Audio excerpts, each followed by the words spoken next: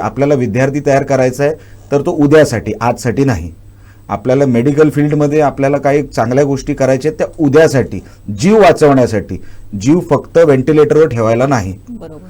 खेळाडू तयार करायचे फक्त सचिनचं नाव घेऊन चालणार नाही. आपल्याला तशी ट्रेनिंग सेंटर उभे करावे लागतील. आपल्याला नोकऱ्या द्यायचे स्किल सेंटर उभे करायला लागतील.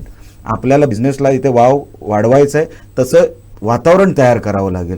इन्व्हेस्टर तसे आणायला लागतील. आणि पर्यावरणाला जर नुकसान होत नसेल असे प्रकल्प कोकणामध्ये जर आले तर विरोध नसावा असं माझं म्हणणं आहे. हे सगळं 25-50 वर्षाचं जे विजन आहे ते तुमच्या बेसिक इन्फ्रास्ट्रक्चरपासून शिक्षण, आरोग्य, पश्चिम महाराष्ट्राच्या शेतकऱ्याला काय काय मिळतं तसं आपल्या कोकणाच्या शेतकऱ्याला मिळतं का? तर नाही.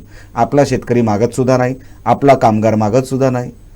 म्हणून मागणारा आणि तिथून मंजूर करून आणणारा जो व्यक्ती आहे अशा माणसाला सभागृहात पाठवावं असं माझं म्हणणं आहे.